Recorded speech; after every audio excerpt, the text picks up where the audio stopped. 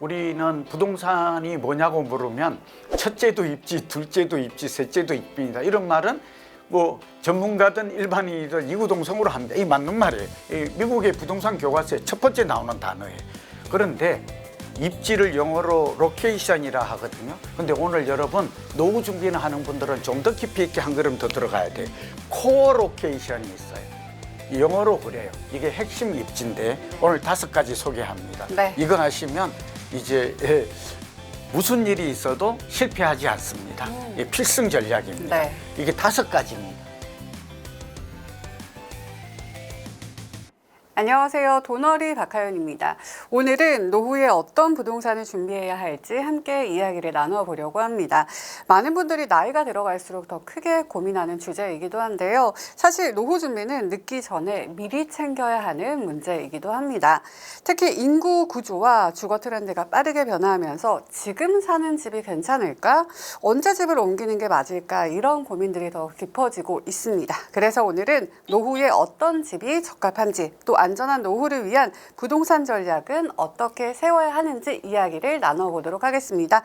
한국자산관리연구원 고종환 원장님 모셨습니다. 안녕하세요. 네, 안녕하십니까. 저는 고종환 한국자산관리연구원장 겸 한양대 부동산대학원 특임교수 그리고 YTN 고종환 TV를 진행하고 있는 고종환입니다. 여러분 이렇게 뵙게 되어서 반갑습니다. 최선을 다하겠습니다. 네, 반갑습니다, 원장님. 아니, 시간이 너무 빠르게 지나가고 있는 것 같아요. 이렇게 네. 시간이 빨리 흐르면서 노후 준비에 있어서 많은 분들이 고민이 많으시거든요. 그렇죠. 부동산이 노후 준비에 있어서 굉장히 중요하다고 생각이 드는데 핵심 자산이죠. 네, 이유가 뭐라고 생각하시나요? 그렇습니다.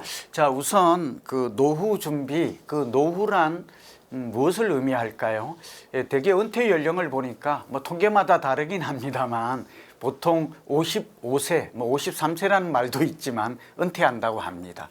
그러니까 은퇴가 자꾸 빨라지고 있죠. 요즘은 또 여러 가지 뭐 그 사전에 퇴직제도 이런 것들도 많잖아요. 맹퇴라든지 은행들도 좀 빨라지고 있다. 그렇게 되면 결국은 이제 50세 이전에 은퇴하는 사람들이 굉장히 늘어날 걸로 보여집니다. 이 시간 주목해야 되는 이유죠. 두 번째는 바람직한 은퇴 연령은 원하는 것은 약 65세예요. 그러니까 약 10년 정도 은퇴가 빨리 와요. 네. 그러니까 굉장히 노후 준비를 빨리 해야 된다 이 얘기고, 그래서 지금 여러 전문가들이 저를 포함해서 하는 얘기가 40세부터 노후 준비를 시작해야 이 완전한 나름대로 자기가 준비할 시간을 갖는다라는 거고요. 실제로 40세 이후에 설문조사를 했더니 1위가 고민이 뭡니까 물었더니 노후 준비입니다 이렇게 답해요. 2위가 내 집 마련이에요. 3위가 자녀 문제다. 네. 이렇게 다 지금 경제 문제잖아요. 그래서 지금 노후 준비는 선택이 아닌 필수다. 그리고 일찍 시작할수록 좋다. 최근에는 파이어족이라고 그래서 30세부터 시작을 합니다. 어머. 그러니까 빨리 끝내고 45살 이전에 은퇴해서 내 삶을 즐기자. 이것도 하나의 새로운 트렌드가 되고 네. 있는 건데 저는 뭐 나쁘게 생각하고 있지 않습니다. 그러면 결국은 이제 오늘 부동산을 중심으로 노후를 어떻게 준비할 것인가, 가장 효율적이고 경제적인 방법은 무엇인가, 제가 누굽니까? 이것만 밥 먹고 연구하는 사람이라서 한국자산관리연구원장이니까 제가 또 노인이에요. 저도. 그러니까 같은 동병상련의 입장에서 꿀팁을 드릴 수 있다. 네. 이 말이 아니라 오늘 실천 해법이 끝까지 보면 나올 것입니다. 노후에는 결국 제가 중요한 거는 부동산, 특히 연금을 기반으로 한 노후 준비를 하는 것이 가장 안전하고 경제적이고 바람직하다 하는 말씀을 꼭 드려요. 네. 우리 박 아나운서님은 아직 노후에 대해서 뭐 그렇게 고민이 없을 수도 있는데. 아니요, 저도 빨리 은퇴해서 저의 삶을 살고 싶기 파이어족 때문에. 그래서 빨리 그 모두의 로망인 것 같고 저도 그게 좋다고 봅니다. 그래서 결국은 지금 오늘 뒷부분에 가서 지금 강조할 얘기가 뭐냐, 국민연금은 너무 기본이에요. 제가 국민연금 투자심의위원을 거의 10년째 하고 있는데 제가 국민연금의 중요성을 깨달았기 때문에 지금 굉장히 안전해요. 그러니까 300만 원 정도를 지금 노후에 필요하다 이제 하나씩 나가오겠습니다만 그게 국민연금으로 거의 이루었어요. 그러다 보니까 걱정이 좀 없는 얼굴이죠. 네. 그러니까 두 번째는 집이 있어요. 그래서 주택연금이에요. 그래서 이게 부동산이죠. 그런데 주택연금 제도야말로 제가 볼 때는 국민연금과 함께 필수예요. 이거 잘 활용하면 이제 노후에 걱정 없습니다. 그러니까 우리나라 사람들은 보통 지금 집을 사는 사람들이 주로 이 30대가 거의 40%예요. 그리고 40대가 두 번째 25, 6% 되고 그다음에 20대 이렇게 나가거든요. 과거에는 50대, 60대가 집을 많이 샀는데 왜 30, 40대가 집을 많이 사는가? 이게 지금 노후 준비 때문에 이래요.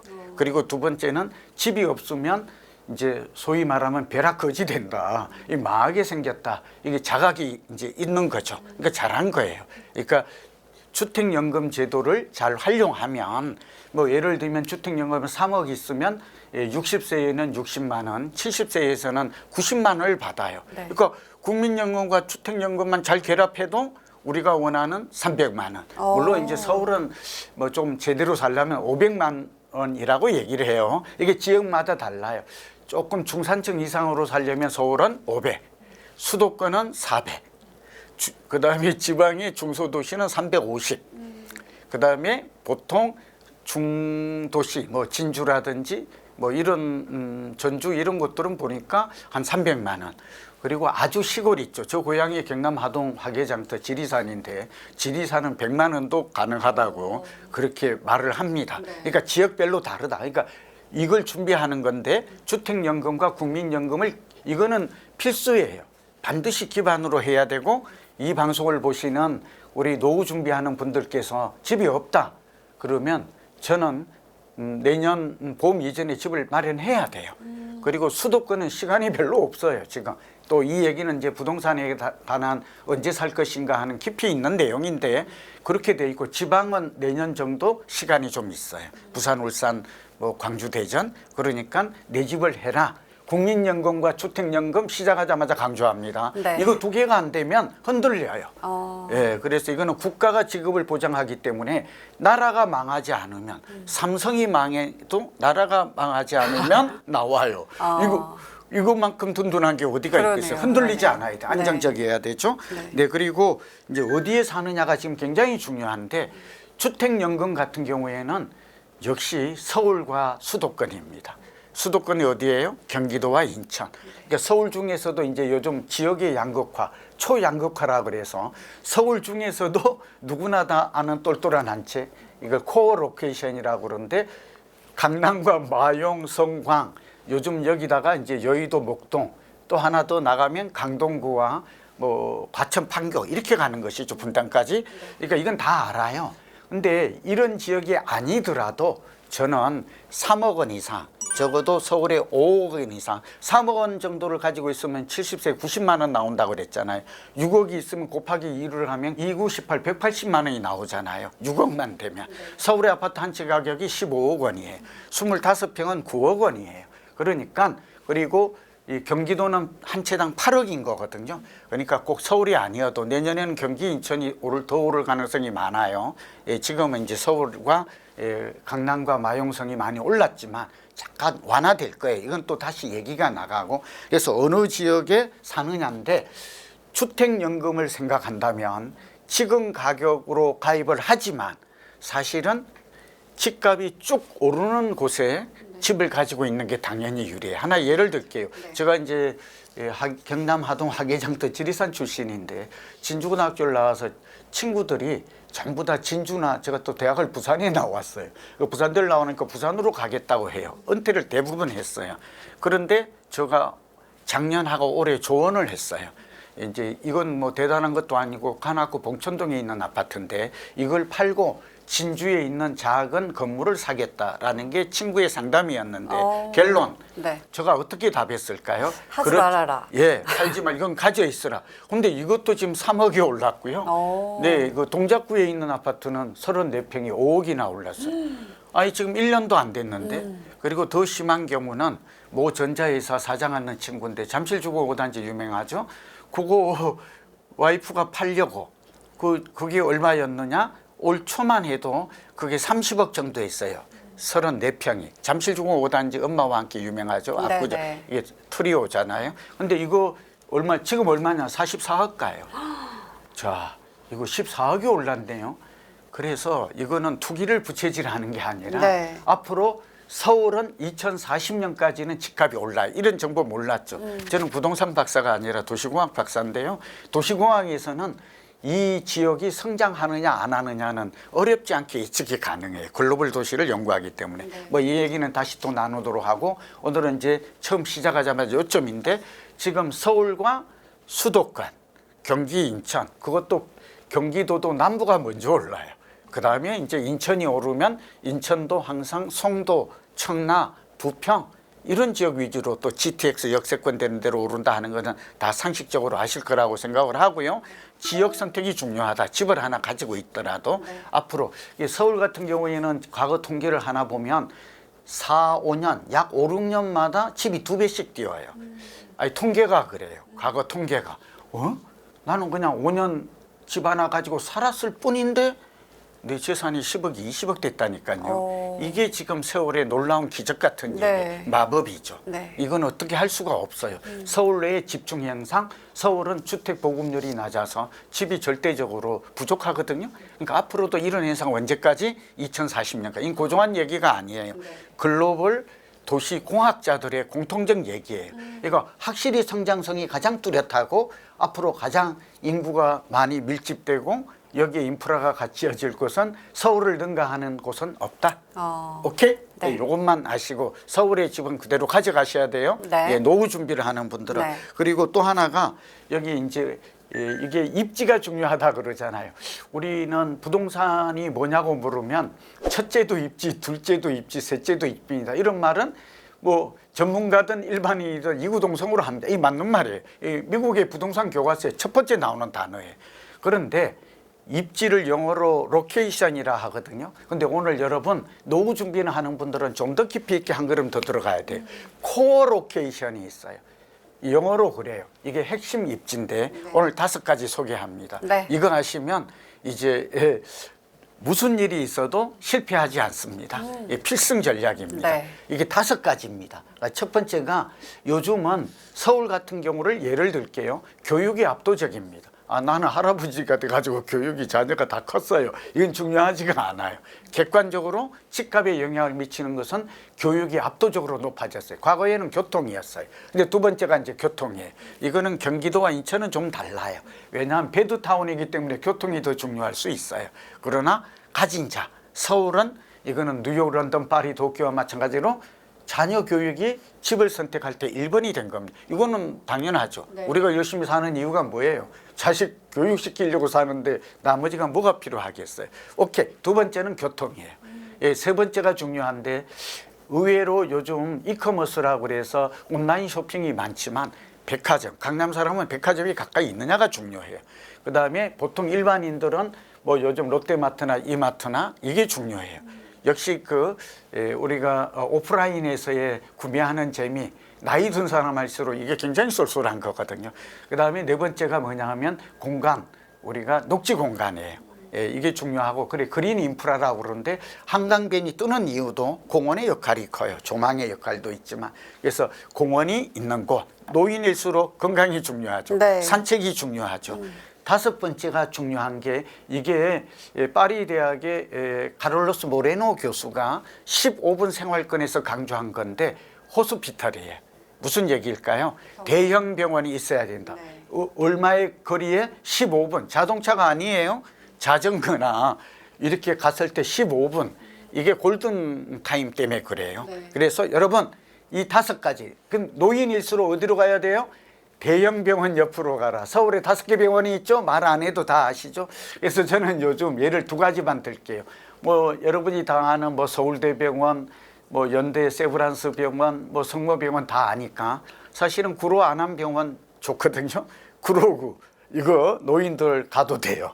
예, 그렇죠. 그다음에 또 하나가 제가 가끔 수원에 이제 경기도하고 용인시 제가 도시계획위원을 해서 가끔 가는데 아주대병원 좋아요. 여기 수술할 수 있어요. 뇌수술하고 네. 심장수술. 그래서 저는 혹시나 노인들이 간다면 이제는 그 부분에 가면 공원도 있거든요. 다 뭐 설명의 시간 때문에 네. 다 뭐 지도 보고 다 아니까 이런 곳들 생활 편의 시설이 잘 돼 있고 대형 병원이 있다면 노인들은 오늘 강조할 거 이곳에 가라. 15분 이내에 내가 원하는 초등학교 뭐 왜냐하면 초등학교가 있어야 다른 사람이 많이 오기 때문에 전세값, 집값이 오르거든요. 네네. 그래서 오늘 코로케이션 5가지 이것만 알면 특히 노인들은 대형 병원이 있는 곳에 가라.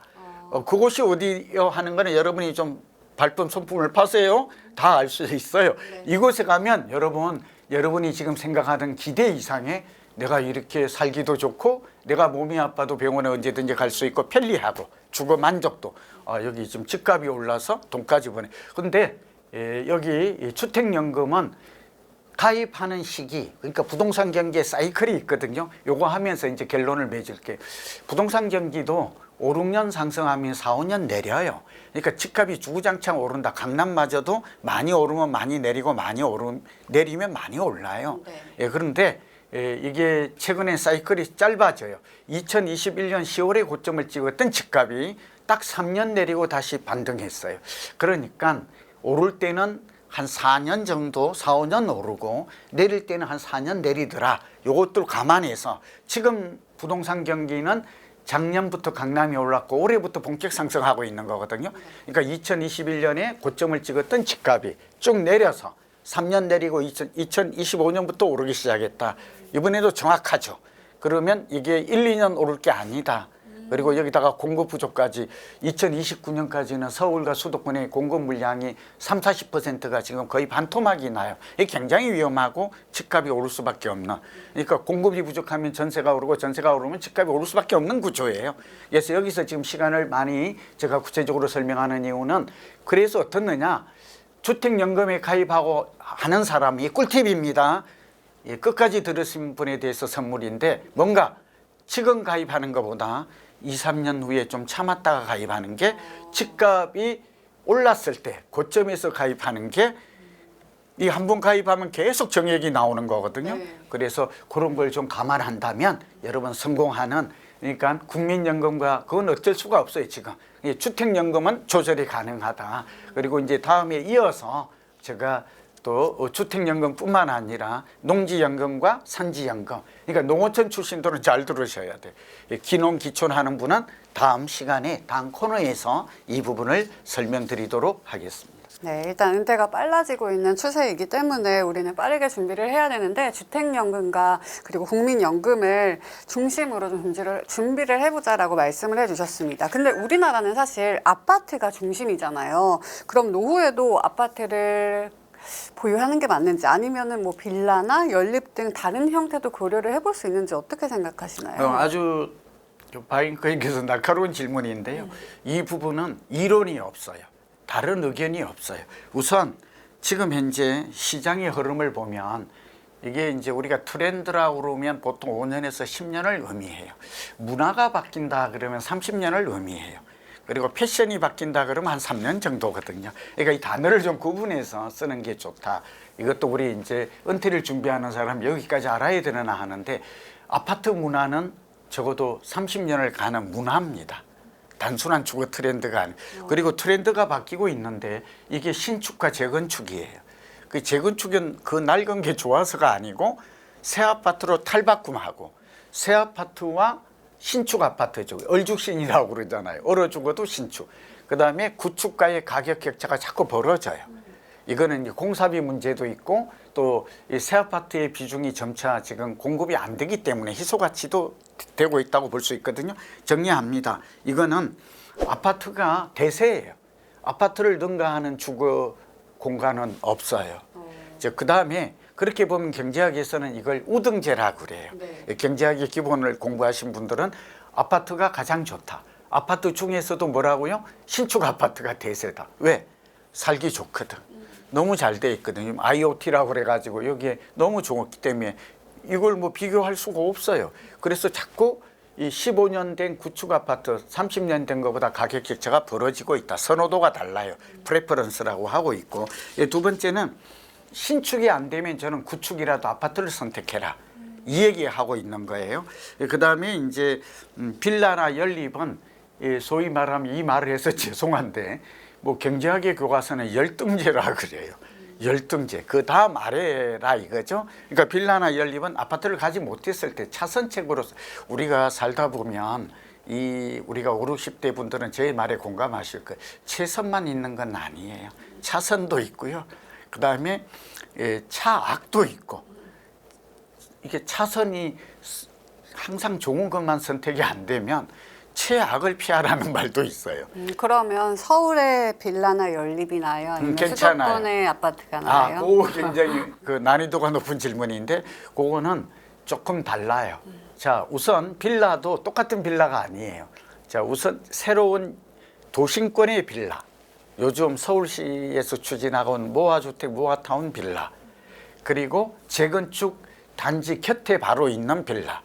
이 뜻이 뭐예요? 그다음에 대중교통망, 요즘 뭐 영등포나 청량리가 대표적인데 앞으로 교통망이 막 4개, 5개 확 확충되는 지역, 이런 지역은 어떤 변화가 올 것 같아요? 그런 곳과 그렇지 않은 곳은 달라요.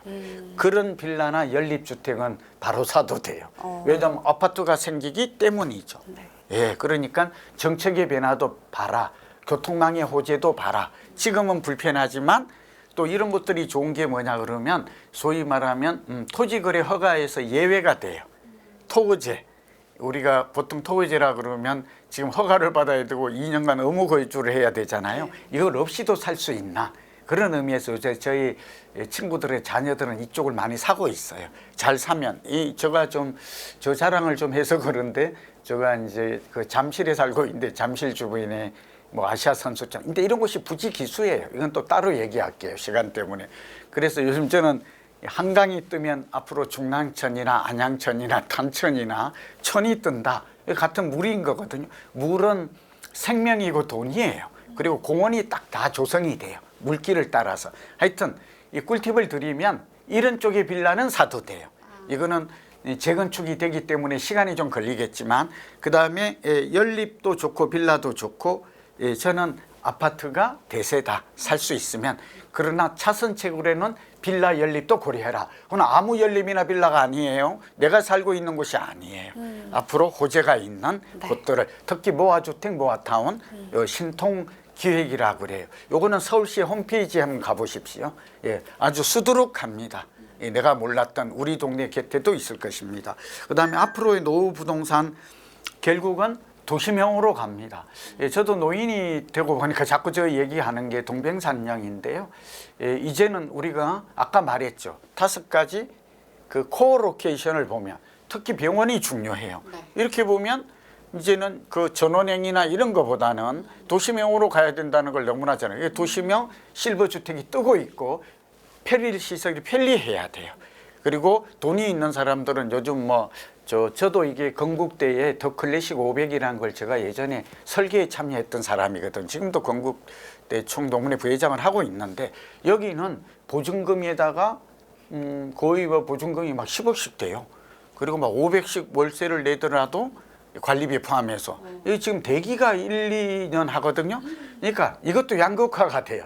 돈이 있는 사람은 아주 비싸도 최고의 서비스를 제공하는 곳으로 간다, 그렇지 않다 하는 것이 있고, 저는 오히려 좀 돈이 없는 분들도 이거 듣고 계시겠죠. 저는 좀 없는 사람 편에 서서 늘 보는데요. 나이가 드니까 오히려 노년에 빈곤한 분들이 가장 문제잖아요.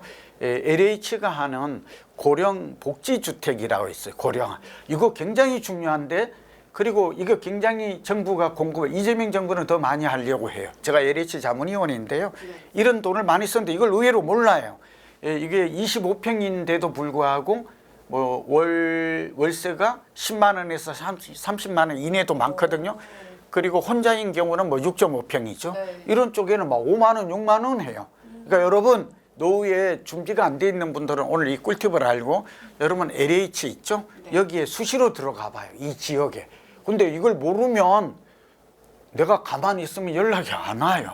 우리나라 노인복지주택의 특징이 뭐냐, 저도 정부에 건의를 하는데, 이제 AI 시대가 돼가지고 당신은 소득이 얼마고 얼마나 어렵고 어디에 사는지를 알면, 왜 이 조건이 있거든요. 왜 이렇게 서울의 지하 단칸방에 사는지 저는 노인들 이해가 안 돼요. 이렇게 비어 있는 곳도 많다니까요. 오늘 이것도 좀 여러분에게 진짜 꼭 필수템으로 드리고요. 다운사이징인데요. 주택이 2채 있는 분들은 내년 5월 9일이 되면 여기 조정 대상지구 투기과열지구에서 양도세 중과가 유예되어 있는데 5월 9일 이게 부활을 해요. 아마 이재명 정부는 민주당 정권은 과거에도 그렇지만 대출 규제 세금 강화를 해왔거든요. 이게 부활이 돼요. 그럼 우리는 어떻게 해야 될까요? 첫 번째는 남주기 팔기 아깝다 하는 거는 증여로 돌아가야 돼. 증여가 좀 나아요. 그리고 나는 주택을 하나로 줄여라. 그다음에 종부세도 좀 보유세가 높아갈 가능성이 있거든요. 그래서 나는 지금 강남에 지금 새 아파트 같은 경우 재건축은 거의 40, 엄마 아파트가 31평이 44억이에요. 그러면 내가 이걸 팔고 자녀들에게 좀 주고 그래 주려고 하거든요. 결혼 자금도 해줘야 되고 다 그건 고민이 많죠. 예, 그럴 분들이라면 제가 볼 때는 내년 6월 1일이 종부세 부과일이에요. 그러니까 결국 내년 봄을 이용해서 다운사이징, 내가 지금 꼭 필요한 주택 한 채는 남기고 줄여라. 아주 초고가 주택은 내가 지금 소득도 없는데 종부세 폭탄을 맞을 것 같다. 이런 주택은 내가 장기간에 주택연금도 활용하고 갈 곳을 정하고 나머지는 자산을 자녀에게 그 시간 이후보다는 세금 부담 때문에 그래요. 그렇게 하는 것도 파는 것보다는 뭐 파는 것도 포함할 수 있겠지만 그건 뭐 여러분의 자유죠. 그런 방식을 택하는 게 가장 효율적이고 합리적인 노후의 자산관리 전략이라고 생각합니다. 네, 알겠습니다. 오늘은 여러 가지 꿀팁을 주셨는데요. 노후에 어떤 부동산을 준비해야 할지 이야기를 나누고 있습니다. 잠시 후 2부에서는 안전한 노후를 위한 부동산 전략에 대해서 더욱더 깊은 이야기 나눠보도록 하겠습니다. 감사합니다.